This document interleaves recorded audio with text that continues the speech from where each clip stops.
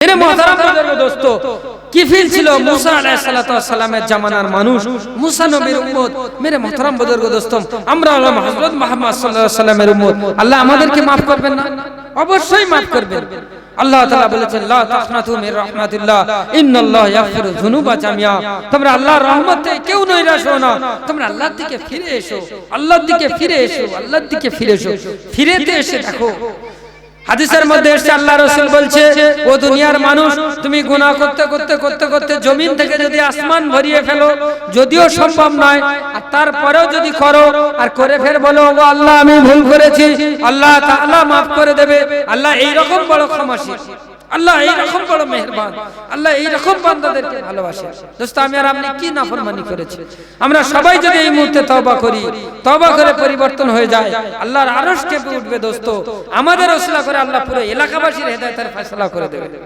সর্বপ্রথম নিজেকে তো পরিবর্তন করুন তবে তো এলাকার মানুষের চিন্তা করবে নিজে যে স্বাধীন হইল না সে স্বাধীনতা দেবে কাকে কাজী নজরুল বলেছেন একটা কবিতার মধ্যে যে নিজে যে স্বাধীন হইল না সে স্বাধীনতা দেবে কাকে মধু দেবে সে কি অন্যের মধু নেই যার মৌচাকে যদি আমার কাছে মৌচাকে না মধু না থাকে দেব কার তা আমি যদি নিজে না পরিবর্তন হই তা অন্যের পরিবর্তন করব কি করে ওইজন্য মেরে মোহতারাম বুজুর্গ দোস্ত আসুন আপনারা আগে তওবা করুন আপনারা হেদায়েতের দিকে ফিরে আসুন দেখবেন আপনাদের ওসিলা করে আল্লাহ তাআলা পুরো হেদায়েত পুরো এলাকার মানুষদেরকে হেদায়েতের ফয়সালা করে দেবেন আর হেদায়েতের জন্য যাত্রা হলো এটা ওয়াল্লাযিনা জাহাদু ফিনা লানাহদিয়ান্নাহুম সুবুলানা ওয়া ইন্নাল্লাহা লামাআল মুহসিনিন আপ করে দেবে আল্লাহ সামান্য বাহানায় মানুষদেরকে maaf করে দেবে এজন্য আল্লাহর কাছে তো বাহানা পেশ করুন আল্লাহর দরবারে ফিরে আসুন আল্লাহর ঘর মসজিদে আসুন দেখেন আল্লাহ তাআলা maaf করে দেবেন দোস্ত আমরা এইরকম আল্লাহ তাআলার রহমত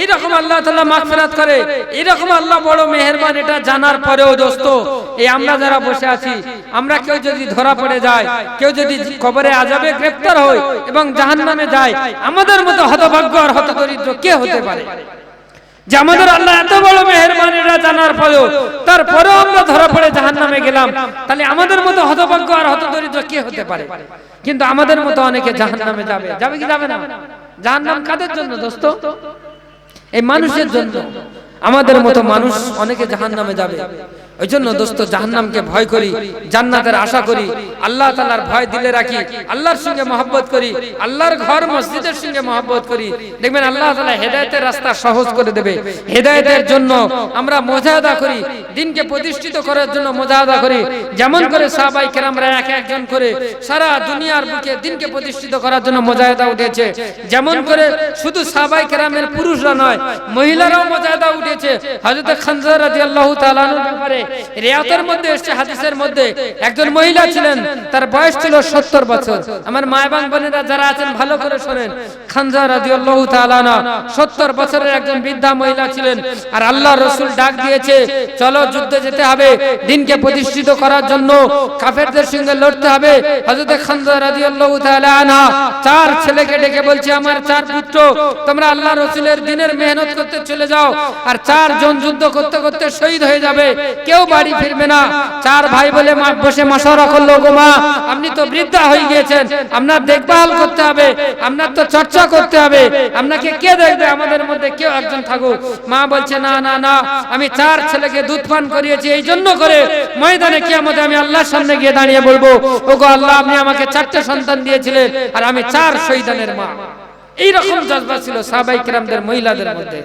যে দ্বীনকে প্রতিষ্ঠিত করার জন্য আজকের আমাদের একজন মা বলতে পারবে যে আমি আমার ছেলেকে এরকম দ্বীনের জন্য ছেড়ে দিচ্ছি যে তাকে আর চাই না পুরো দ্বীনের জন্য ফি সাবিলিল্লাহ করে দিলাম দ্বীন প্রতিষ্ঠিত করার মেহনত করবে তবে তো দোস্ত দ্বীন চমকাবে এক একজন এলাকায় যদি এই রকম করে এক একজন মা তৈরি হয় একটা করে যদি সন্তান ছেড়ে যায় যে দ্বীনের জন্য তোকে ছেড়ে দিলাম বেটা যা তোকে সংসারে কিছু করতে হবে না আল্লাহর দ্বীনকে প্রতিষ্ঠিত করার জন্য মেহনত কর মানুষের দ্বারে দ্বারে যা যেমন করে আল্লাহ রাসূল মানুষের দ্বারে দ্বারে গিয়েছিল তায়েফে গিয়েছিল মার খেতে খেতে ফিরে এসেছে আবার আল্লাহ রাসূল মক্কা ছেড়ে মদিনায় গিয়েছে মদিনার মানুষরা নুসরত করেছে, সেখান থেকে দিন চমকেছে। ওই জন্য মানুষের দ্বারে দ্বারে যেতে হবে। অনেকে মারবে, তাড়িয়ে দেবে, কিন্তু তার মধ্যে কিছু মানুষ দিনের কথা শুনবে, আর এই শুনতে শুনতে শুনতে শুনতে এলাকার মধ্যে দিন প্রতিষ্ঠিত হবে। আর যখন আমি দিনের মেহনত করব দোস্ত, কেউ শুনুক আর না শুনুক, আল্লাহ তাআলা আমার মধ্যে ঈমানকে মজবুত করবে, আর আল্লাহ তাআলা আমাকে সর্বপ্রথম হেদায়েতের রাস্তা খুলে দেবে। আর যখন আমি এটা করব, আল্লাহর দ্বীনের সাহায্য করব, আল্লাহ তাআলা আমাকে নুসরত করবে, সাহায্য করবে। ইন তানসুরুল্লাহ ইয়ানসুরুকুম ওয়া ইসাব্বিত আকদামাকুম। আল্লাহ তাআলা নিজেই বলছেন, তোমরা আমার দ্বীনের সাহায্য করো, তবেই আমি তোমাদের সাহায্য করব, নচেত তোমাদেরকে সাহায্য করা হবে না। ইন তানসুরুল্লাহ ইয়ানসুরুকুম ওয়া ইসাব্বিত আকদামাকুম। এবং তোমাদের কদমগুলোকে শত্রুর মোকাবিলায় জমিয়ে রাখবে, ইস্তেকামত দান করব যদি আমরা আল্লাহর দ্বীনের সাহায্য করি। আর আল্লাহ রাসূল নিজে বলছেন, হ্যাঁ, আল্লাহ তাআলা আল্লাহ রাসূলকে বললেন, হে মুহাম্মদ সাল্লাল্লাহু আলাইহি ওয়াসাল্লাম, তুমি তোমার উম্মতকে কথা জানিয়ে দাও, কুল হাযিহি সাবিলি আদু ইলাল্লাহ আলা বাসিরাতিন আনা ওয়া মান ইত্তাবানি। আমার রাস্তা হলো এটাই, আমি মানুষদেরকে আল্লাহ তাআলার দিকে ডাকি বসিরাতের সঙ্গে, পূর্ণ দৃঢ়তার সঙ্গে, পূর্ণ ইয়াকিনের সঙ্গে আমি মানুষদেরকে আল্লাহ তাআলার দিকে ডাকি।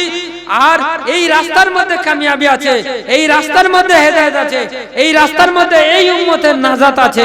আমি এই রকম বসিরাতের সঙ্গে মানুষদেরকে আল্লাহর দিকে ডাকি। আর আমার যারা উম্মত হবে, আমার যারা ইত্তেবা করতে হবে, তাদের এই কাজ আল্লাহ রাসূল নিজে বলেছেন।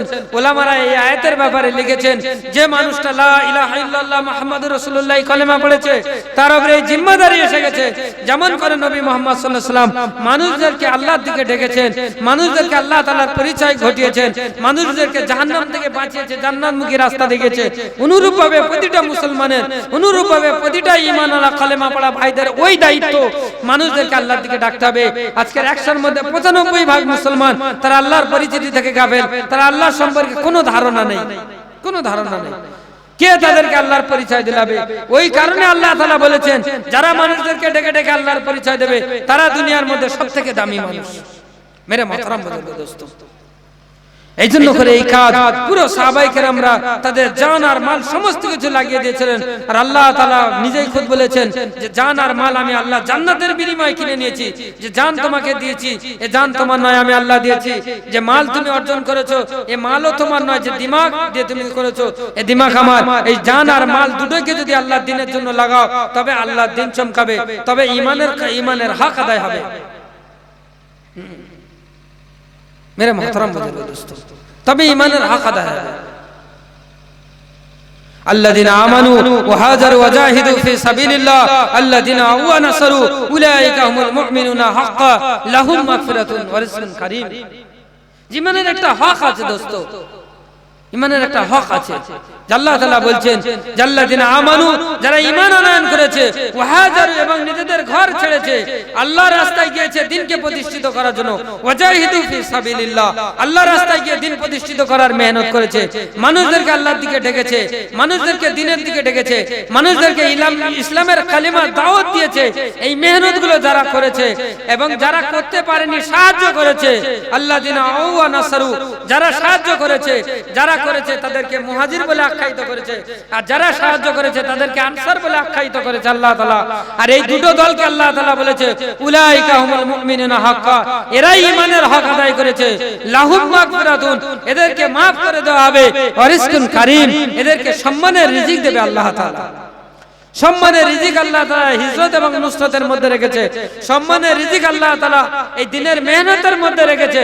অথচ আজকের মেহনত ছেড়ে পুরো আমরা দিব্যি দুনিয়ায় জীবন যাপন করে কবরে চলে যাচ্ছি, কোনো খেয়াল নেই। দিনের মেহনত ছাড়া দিব্যি কবরে চলে যাচ্ছি। মেরা মুহতারাম বুজুর্গ দোস্ত, ওই জন্য আসল কাজ হলো মানুষদেরকে ডেকে ডেকে মসজিদের মধ্যে আনা।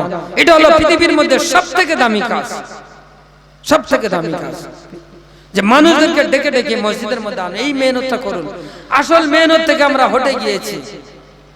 আল্লাহ রাসূলের যে মেন মেহনত ছিল, সিরাত পড়েন যে আল্লাহ রাসূল কি করেছিলেন।